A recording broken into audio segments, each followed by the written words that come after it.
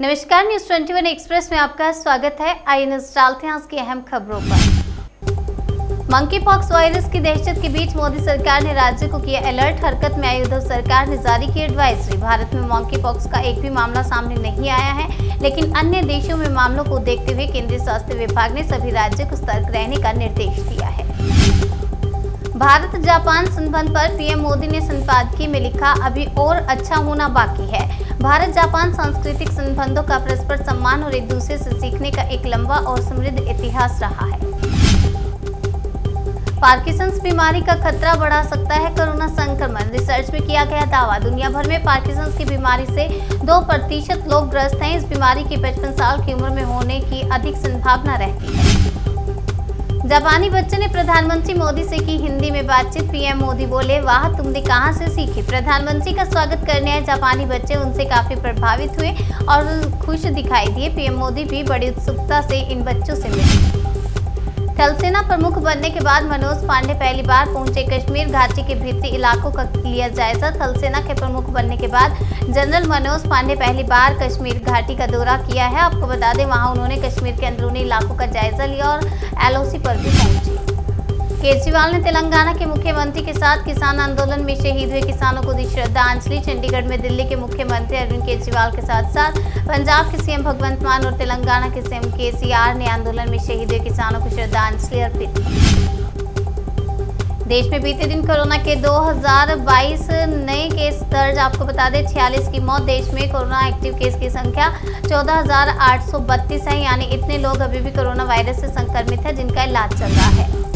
अमरनाथ यात्रा से पहले आतंकी संगठन टीआरएफ की धमकी भरी चिट्ठी। आरएसएस और केंद्र सरकार पर साधा निशाना। आतंकी संगठन टीआरएफ का कहना है कि वे अमरनाथ यात्रा 2022 के खिलाफ नहीं है, लेकिन तीर्थयात्री तब तक सुरक्षित हैं जब तक कि वे कश्मीर मुद्दे में शामिल नहीं होंगे। टीएमसी में शामिल होने के बाद अर्जुन सिंह बोले, बीजेपी सिर्फ फेसबुक वाली पार्टी। बीजेपी का साथ छोड़ टीएमसी का दामन थामने वाले अर्जुन सिंह ने कहा कि बीजेपी सिर्फ फेसबुक की राजनीति करती है, जबकि जमीनी स्तर से पार्टी को कोई लेना देना नहीं। भारी बारिश की चेतावनी के बाद गुरुग्राम ने जारी की work from home advisory. Gurugram traffic police ने बताया कि राष्ट्रीय राजमार्ग NH48 और जयपुर राष्ट्रीय राजमार्ग पर भी आज सुबह से जलभराव हो गया। मौसम कार्यालय ने 21 से 24 मई तक तेज हवाओं के साथ बारिश की भविष्यवाणी की। पेट्रोल सस्ता होने के बाद आई एक और खुशखबरी। कच्ची घानी सरसों तेल में बड़ी गिरावट। महंगाई के मोर्चे पर राहत मिलती नजर आ रही है। एक्साइज ड्यूटी में कटौती के बाद अब सरसों के तेल में बड़ी गिरावट आई है। सूत्रों के अनुसार कच्ची घानी सरसों का तेल 340 रुपये कम हुआ है। बिहार के पूर्णिया में बड़ा सड़क हादसा। ट्रक पलटने से 8 मजदूरों की मौत। बिहार के पूर्णिया में राष्ट्रीय राजमार्ग 57 पर एक ट्रक डिसबैलेंस होकर पलट गया। इस सड़क हादसे में 8 मजदूरों की मौत हो गई, जबकि अन्य 8 मजदूर घायल हो गए। ट्रक में लोहे की पाइप थी। बीजेपी सांसद के बिगड़े बोल। अपनी ही पार्टी के मंत्री के लिए दे दिया विवादित बयान। मध्य प्रदेश में बीजेपी के एक सांसद ने राज्य के मंत्री को लेकर विवादित टिप्पणी की है। उन्होंने कहा कि जिन लोगों को पार्टी की नीतियां नहीं पता, उन्हें बीजेपी में शामिल करना गलती है।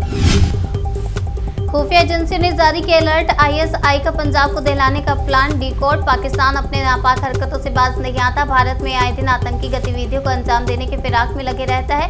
इसी बीच भारतीय खुफिया एजेंसियों ने पाकिस्तान के ऐसे ही मंसूबे का खुलासा किया है।